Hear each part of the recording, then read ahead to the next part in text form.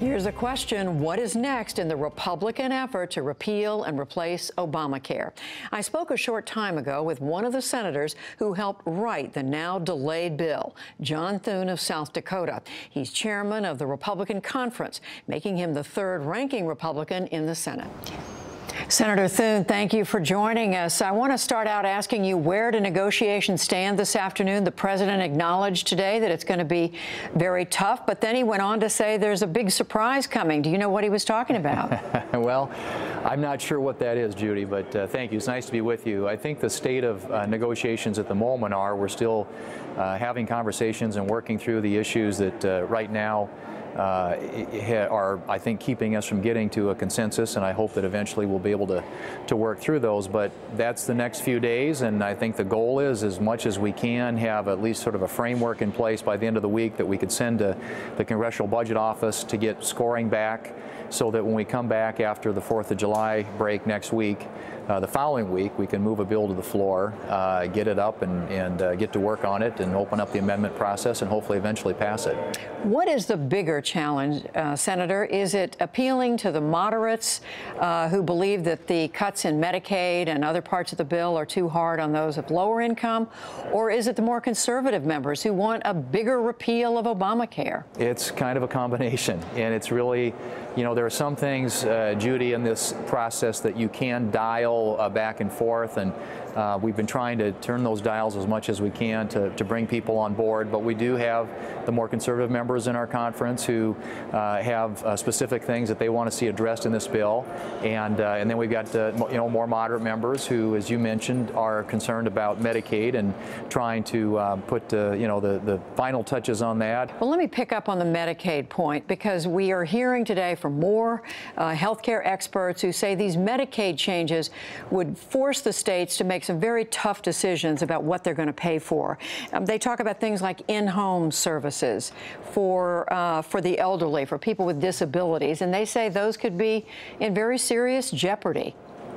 Well, look, I think the thing with Medicare and a lot of this, or I should say with Medicaid, and this is going to depend, you know, the states are going to be in a position to have a lot of flexibility. What this basically does is allows them to choose the 2 base years that they would calculate their current, reimbursement levels on, and there's a separate reimbursement for elderly, so for nursing home recipients, another one for the blind and disabled, another one for children, and yet another one for able-bodied adults. And they all have per capita allotments based upon what the states are experiencing today in terms of Medicaid costs. And then those are inflated over the years, for the next decade, increase at the rate of inflation. And so they have to figure out how to take those dollars and put them to the best use in the states. Well, speaking of state by state, the Center for American Progress took those CBO numbers. They broke them down by state. They looked at South Dakota, your home state. They determined that almost 64,000 fewer South Dakotans would be covered under the Senate plan by 2026 than if the ACA remained in effect, and that includes something like 40,000 on Medicaid, 24,000 on the individual market. How would you deal with that? Well, I don't know how they came up with that number. In my state of South Dakota, we weren't an expansion state, and we currently operate the Medicaid program in a fairly cost-effective and efficient way.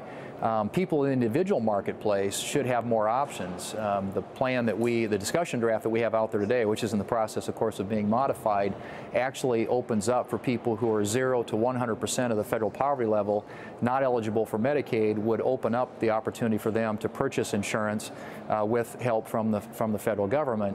And in my state, that's 37,000 people. So there are 37,000 people today who don't have access to health insurance that would, under the proposal that the discussion draft, at least, that is out there today. Another subject, Senator, a lot of reporting in the last few days about President Trump's role in all this. Number of reports saying the president is not as steeped in the details as he might otherwise be, and that he doesn't have a strong view of how this should come out, that mainly his view is he just wants to see something passed. What is your, how would you describe the president's role? I think he does want a result. He clearly, in the meeting that we had with him yesterday, was trying to sort of push the process along, realizing that the Senate has a role to play and that there are differences of opinion. And I think he got a flavor yesterday for what we've been hearing in our meetings with Republican senators, because some of those differences came out. But I think the president is engaged.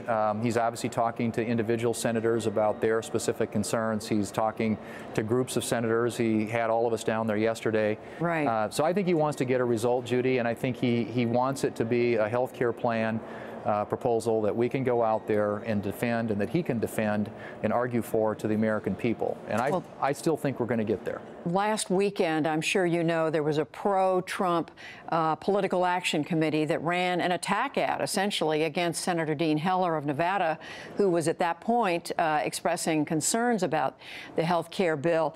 And the reporting is that Leader McConnell called the White House, said that this was stupid to do.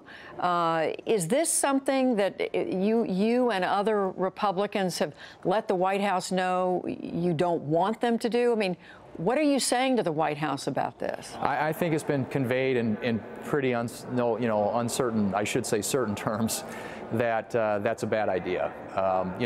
Particularly in the middle of a discussion where you're trying to get to a result on a major consequential issue like this, you don't want to have one of your own members being attacked. We need to get to 50, but that works a lot better if members are allowed to be able to discuss it with their colleagues, with their constituents, and not have the threat of a political campaign hanging out there over their head.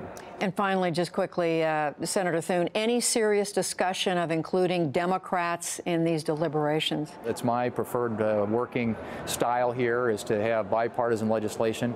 I think what the Democrats have made clear is that they don't want to deal with anything that repeals and replaces Obamacare.